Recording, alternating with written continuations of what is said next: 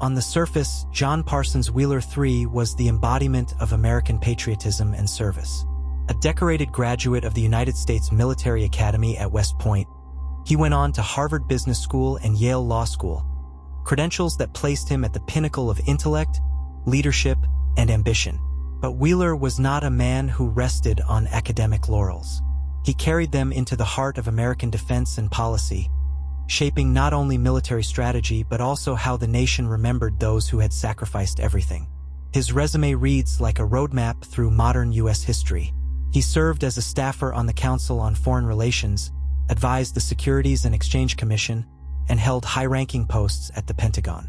Yet his most enduring legacy was one of memory and mourning. Wheeler was instrumental in creating the Vietnam Veterans Memorial in Washington, D.C. He fought tirelessly for its design, overcoming public controversy and political resistance to give the country a monument that was as stark as it was healing. Veterans across America remembered him as the man who gave their pain a voice in stone. To the public, Wheeler seemed to belong to that rare class of men who fused intellect with action, patriotism with empathy. But the closer one looks, the clearer it becomes that his life was more complicated, layered with personal battles that never made the headlines. Colleagues described him as brilliant but restless, a man whose mind worked faster than the world around him. He had a reputation for being passionate to the point of volatility, deeply principled yet sometimes erratic in execution. Friends acknowledged that beneath his polished exterior, Wheeler could be unpredictable, his intensity often slipping into obsession. His professional career reflected this duality. While he advised presidents and shaped defense policies, he also drifted in and out of government roles, at times choosing consulting or nonprofit work over the stability of long-term appointments. He was the kind of figure who moved easily between corridors of power and grassroots advocacy, yet never seemed entirely at home in either. The man who had once stood at the cutting edge of national defense was also a man who, by the late 2000s, appeared more and more on the fringes, still respected, but no longer central to the machinery of Washington. He was known to consult on cybersecurity and defense contracting, an area riddled with secrecy and high stakes. This only added to the mystique when his disappearance later raised questions of espionage and shadow deals. But his private life was no less complex. Wheeler's friends knew him as someone who could be charming and fiercely loyal, yet also prone to bouts of paranoia. He had a history of depression and periods of instability, episodes that at times strained relationships. His marriage to Catherine Kleiss, a successful executive, gave him a foundation of stability, but those close to the couple recognized that Wheeler's restless nature often disrupted that stability. He was a man who, despite having achieved so much, seemed perpetually uneasy, as though he carried burdens invisible to everyone else. It was this contrast, prestigious yet vulnerable, accomplished yet troubled, that made his later disappearance so haunting. If Wheeler had been a forgotten man, his death might have been written off as a personal tragedy. But Wheeler was not forgotten. He was deeply woven into the fabric of American political and military life, connected to people and institutions that shaped the country.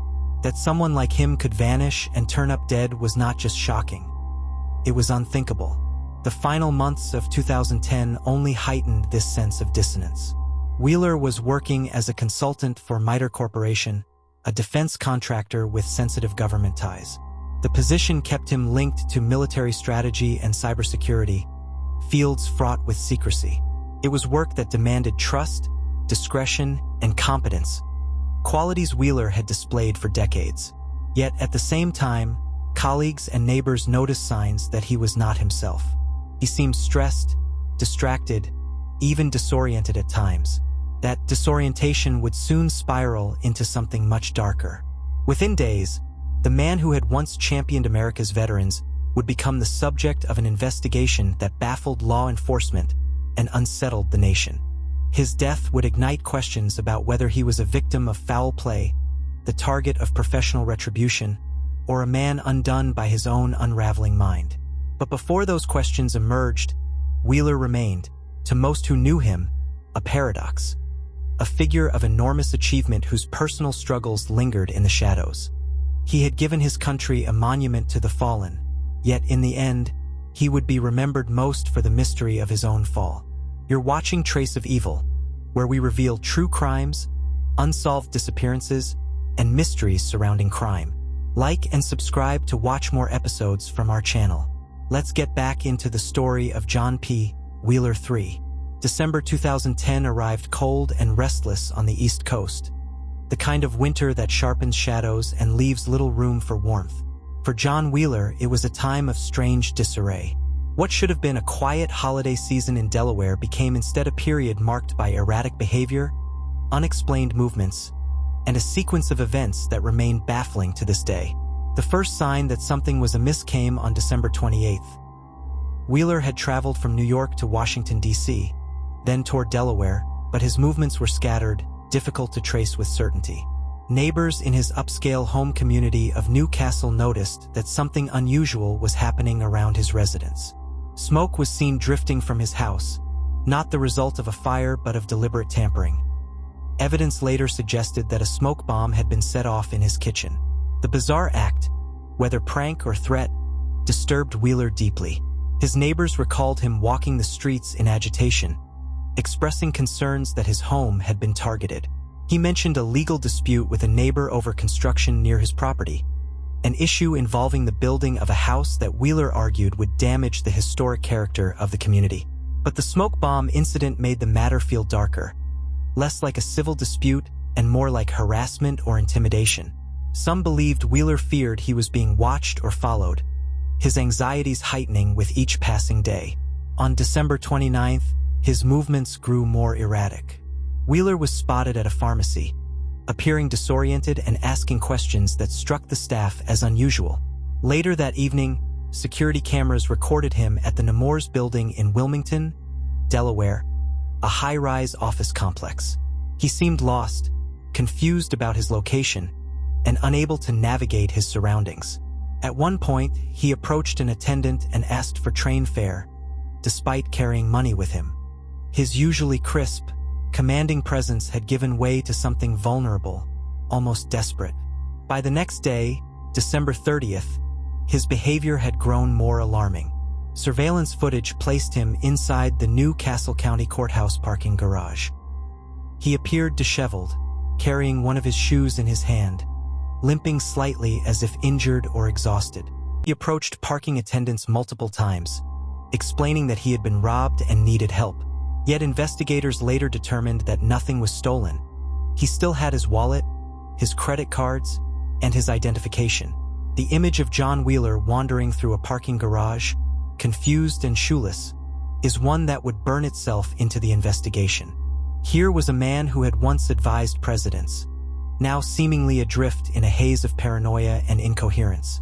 Some witnesses thought he appeared intoxicated. Others wondered if he was suffering from a medical condition, such as disorientation from prescription medication or a neurological episode. But none of those explanations could fully account for what would happen next. That same night, December 30th, Wheeler attempted to take a train from Wilmington to Washington, D.C., but his plans fell apart. He was seen wandering near train stations, his journey incomplete. He appeared increasingly unstable, his coat hanging awkwardly from his frame, his demeanor alternating between urgency and confusion. Witnesses described him as polite but visibly distressed, speaking in fragmented sentences that hinted at fears he never fully articulated. By December 31st, the final day of his life, Wheeler had become a man untethered. Surveillance cameras captured him one last time in downtown Wilmington, stumbling through the lobby of the Nemours building again. He looked gaunt and frantic, clutching papers and appearing disoriented. At times, he tried to avoid eye contact with others.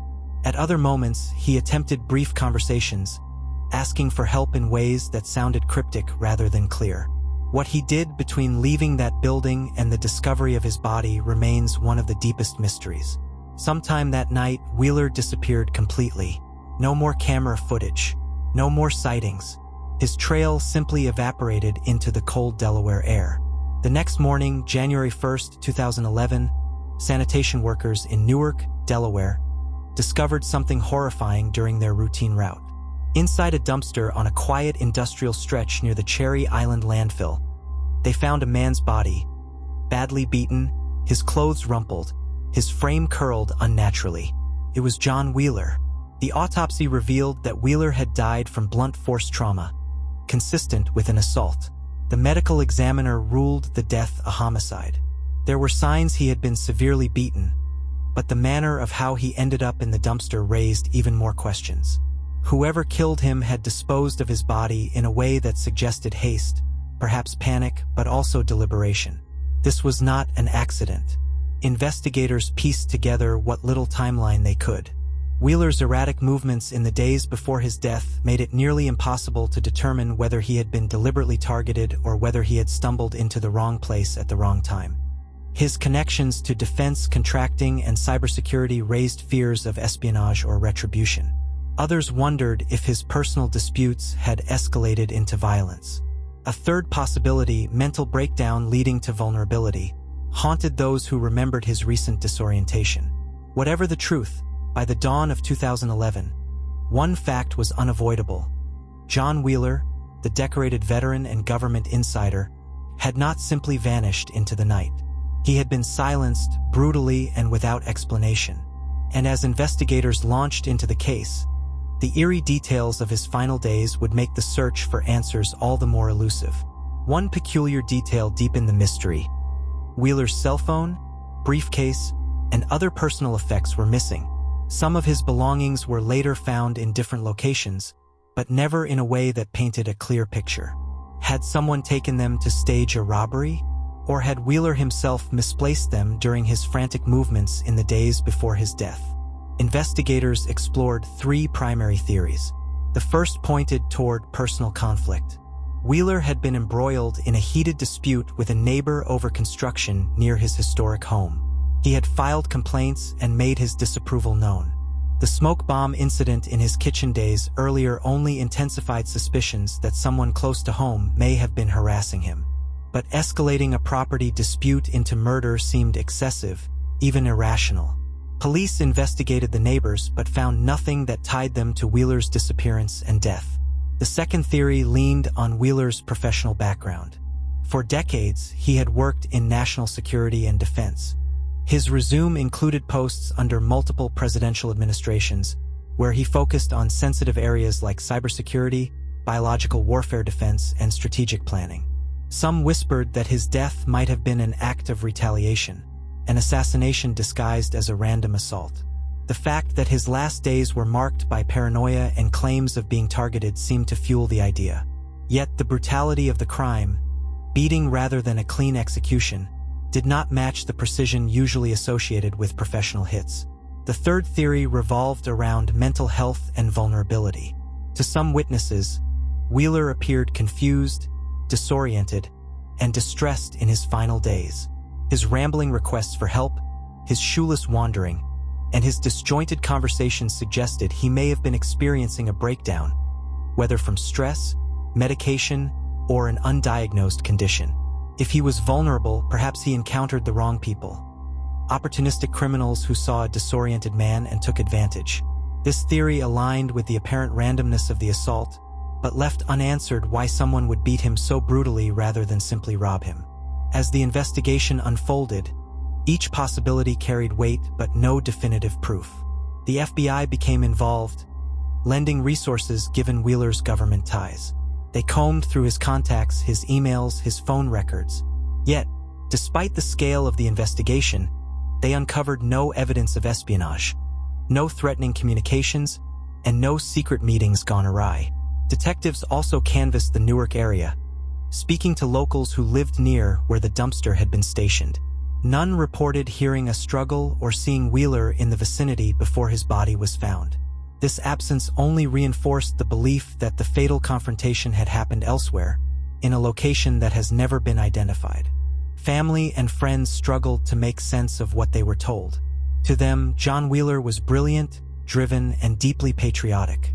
Yes, he could be eccentric at times, and yes, he had been under strain from the property dispute, but nothing explained why he would end up beaten and discarded like refuse.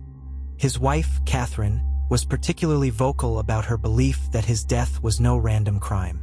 She felt it had to be connected to his professional work or the disputes that had consumed his final days. Years passed, and the case remained open but stagnant. Rumors swirled in the media. Some speculated Wheeler had uncovered something sensitive, perhaps related to cybersecurity or government defense, and had been silenced. Others argued that the smoke bomb and his paranoia pointed to someone targeting him on a more personal level. Still others maintained the simplest explanation. Wheeler had been in distress, and his vulnerability put him in harm's way. Yet with no arrests, no concrete leads, and no new evidence, the mystery only deepened. The public grew increasingly fascinated with the contradictions. A man so respected, so accomplished, meeting such a brutal and inexplicable end. Every clue seemed to open more questions than it answered. The police and FBI remained cautious in their public statements. They never ruled out homicide, never suggested it could have been accidental, but neither did they provide a clear direction. The case lingered in a kind of investigative limbo, too unusual to classify neatly, too complex to solve easily. By the end of 2011, Wheeler's death had taken on the shape of an American enigma. It was a story of power and vulnerability, of privilege and violence, of a man who lived in the world of secrets but died in a way that stripped every layer of protection from him. And with each passing year, the theories multiplied, while the truth remained maddeningly out of reach. The death of John P. Wheeler III was more than just another unsolved case. It became a riddle that challenged both investigators and the public to reconcile the contradictions between who he was and how he died. Wheeler had lived a life defined by service, patriotism, and influence. Yet the end was violent, undignified, and unresolved. That contrast is what continues to give the case its haunting weight. In the months following his death, Wheeler's funeral was attended by military officers, government officials, and friends from across his long career. They remembered a man of brilliance and intensity, a strategist whose sharp intellect had shaped defense policies, and whose compassion had built monuments to fallen soldiers. But beneath the ceremonial tributes lingered a darker current. Many attendees wondered how someone so connected and respected could slip through the cracks of safety, ending up beaten, discarded in a dumpster, and left to be discovered by chance. The unanswered questions became more pressing as time passed.